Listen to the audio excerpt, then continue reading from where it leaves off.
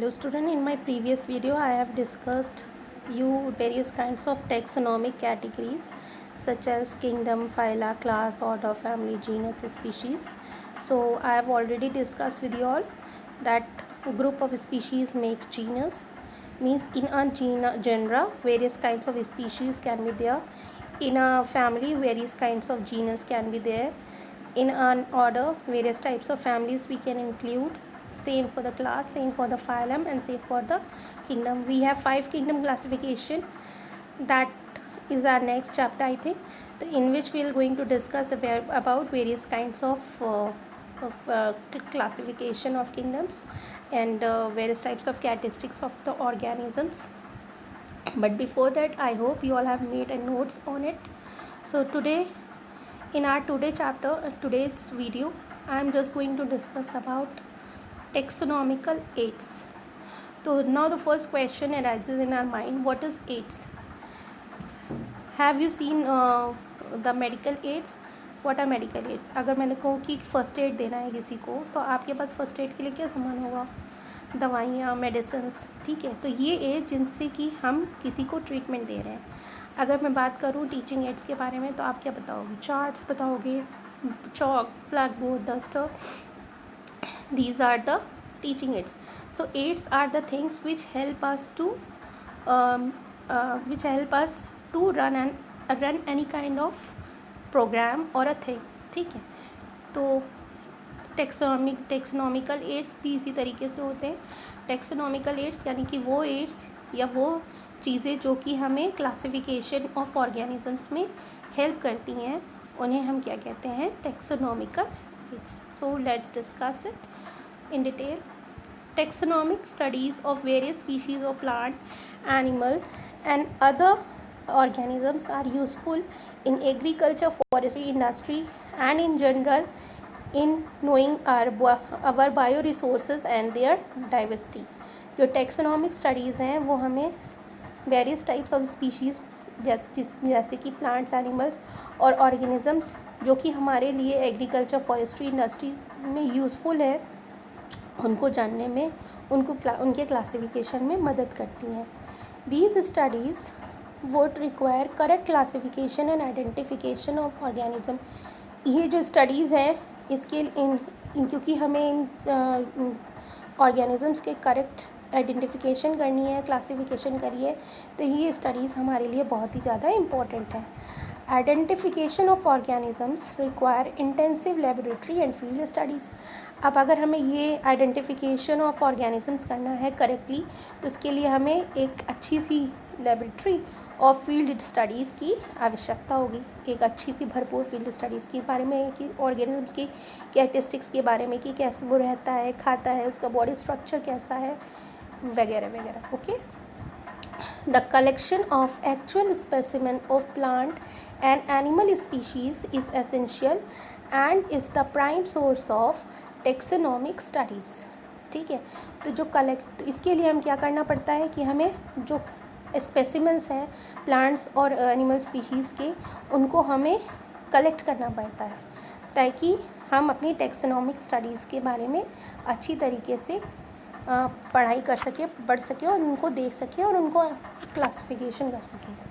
These are also fundamental to studies and essential for training in systematic. ये हमारी fundamental studies के लिए बहुत ही ज़रूरी है, बेसिक स्टडीज़ के लिए बहुत ही ज़रूरी है. और साथ ही सिस्टमैटिक मैंने बताया था, the branch of science which deals with the relationship between the species. और स्पीसीज़ के बीच में रिलेशनशिप क्या है, हमारे उनके साथ में किस तरीके से रिलेशनशिप है, हाउ दे हेल्प अस. तो इनके बारे में जानने में, उनकी ट्रेनिंग में हमारे लिए बहुत मददगार होती है.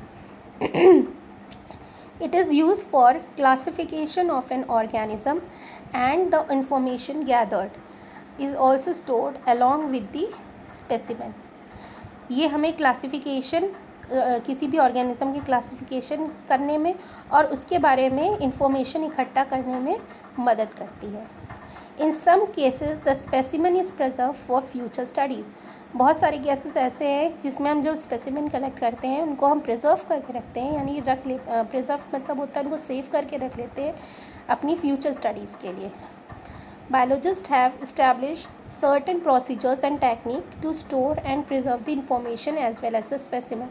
जो हमारे बायोलॉजिस्ट हैं उन्होंने बहुत सारे प्रोसीजर्स और टेक्निक्स डेवलप किए हैं ताकि हम इनके बारे में जो इन्फॉर्मेशन है या स्पेसिमेंस है इनके बारे में इनको प्रिजर्व करके रखें. Some of these are explain to help you to understand the uses of these aids. इनमें से हमने कुछ आपको यहाँ पे लिंक दिए हुए हैं, तरीके दिए हुए हैं ताकि आपको ये पता चल जाए कि हम इन एड्स का किस तरीके से यूज़ करते हैं. तो इसका फर्स्ट टेक्सोनॉमिकल एड में फर्स्ट एड है हर्बेरियम. हर्बेरियम यानी हर्ब समझ लीजिए प्लांट्स. ठीक है, तो प्लांट्स का क्लासिफिकेशन या प्लांट्स के स्पेसिमेंस को प्रिजर्व करके रखना ही क्या कहलाता है, हर्बेरियम. अब देखते हैं क्या है ये. Herbarium is a store house of collected plant specimens that are dried, pressed and preserved on sheet. आपने कभी कभी ऐसा किया होगा कि अपने कोई पत्ते इकट्ठे किए होंगे, उनको कॉपी के अंदर लगा दिया होगा, सूख जाते हैं. सूख के उनको कलेक्ट करके उनका नाम लिख देना और उनके बारे में इंफॉर्मेशन लिख के उनको मेंटेन कर देना ही क्या कहलाता है, हर्बेरियम, एक शीट पे. Further these sheets are arranged according to a universally accepted system of classification. इसके बाद हम स्पेसिमेंस कलेक्ट करते हैं, उनके बारे में जो हम फीचर्स आइडेंटिफाई करते हैं, कैरेक्टरिस्टिक्स देते हैं, उनके बारे में हम लिखते हैं और लिख के उसको हम अपने उन सिस्टम जो यूनिवर्सली एक्सेप्टेड आइडेंटिफिकेशन सिस्टम है, वहाँ क्लासिफिकेशन सिस्टम है, वहाँ भेजते हैं ताकि हम फर्दर स्टडी उनके बारे में कर सकें. These specimens, along with their descriptions and on herbarium sheets, become a storehouse or repository for the future use. क्योंकि हम इन हर्बेरियम शीट्स में इनको हम प्रिजर्व करके रख लेते हैं शीट बना के, तो हमें इनसे फ्यूचर स्टडीज़ करने में बहुत ज़्यादा हेल्प मिलती है. The herbarium sheets also carry a label providing information about date and place of connection. जो शीट्स हम बनाते हैं उसमें हम इनके बारे में डिटेलिंग, इनके बारे में, इनके नाम के बारे में, इनके कैरेक्टर्स के बारे में डिटेलिंग तो करते ही हैं, साथ में हम वहाँ की उसमें डेट और प्लेस को भी मेंशन करते हैं. ठीक है, इनके एग्जाम्पल्स कुछ दिए हुए हैं. English local and botanical names, जैसे कि क्या क्या देते हैं, इनका जो भी लोकल नाम है, इंग्लिश नाम है या बॉटनिकल नाम है, इनकी फैमिली, किसने इसको कलेक्ट किया है, etcetera. Herbaria also serve as a quick reference system in taxonomical studies. अगर हमें किसी के बारे में कुछ क्विकली इंफॉर्मेशन चाहिए तो इसके बारे तो हम हर्बेरियम फाइल्स को रिकमेंड कर सकते हैं. Okay, the next is the botanical garden. These specialized gardens have collections of living plants for reference. Plant species in these gardens are grown for identification purpose and each plant is labeling indicating its botanical or scientific name and its family. Botany का मतलब आपको पता ही है, botany means studies of plant. ठीक है, इन special एक तरीके के स्पेशल गार्डन होते हैं जहाँ पे हम लिविंग प्लांट्स को ग्रो करवा के स्पेशल रेफरेंस के लिए रखते हैं. Plant species in this gardens are grown for identification purpose. इसमें यहाँ पे जो हम प्लांट्स को ग्रो करवाते हैं उनको किस लिए ग्रो करवाते हैं, ताकि हम आइडेंटिफाई कर सकें. साथ ही each plant is labelled indicating its botanical और साइंटिफिक नेम. हर एक प्लांट को हम लेबल करते हैं, उसको बॉटनिकल और साइंटिफिक नेम देते हैं और उसकी फैमिली के according. The famous botanical garden are you in England, Indian Botanical Garden Havra and National Botanical Research Institute in Lucknow. So these are the famous botanical gardens. First in England and two are in the India. Okay. The next is the museum. Okay. Biological museums are generally set up in educational institutes such as schools and colleges. Museums have collections of preserved plant and animal specimens for study and reference. जो biological museums होते हैं उनको आपको generally educational institute जैसे कि college और schools में देखने को मिल जाएंगे. म्यूज़ियम्स में क्या होता है, museums have collections of preserve plant and animal specimens for study and reference.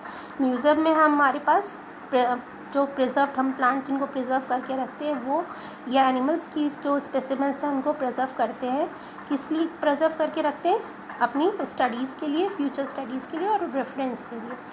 Specimens are preserved in the containers और जार्स इन प्रिजर्वेटिव सोल्यूशन। जो स्पेसिमेंस होते हैं उनको हम जार्स और कंटेनर में preservative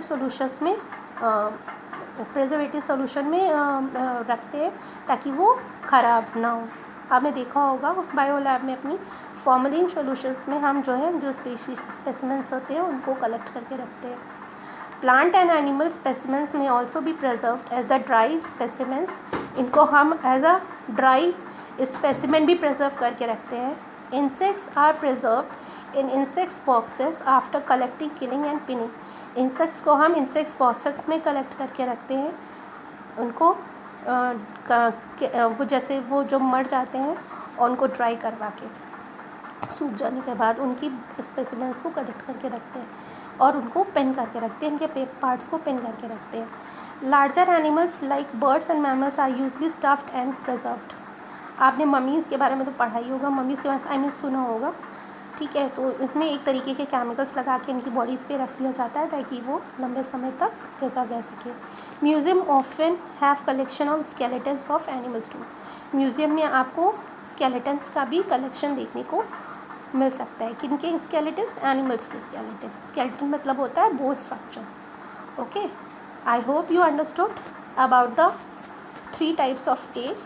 First is herbarium, second is botanical garden, and third is the museum. Now next is the zoological parks.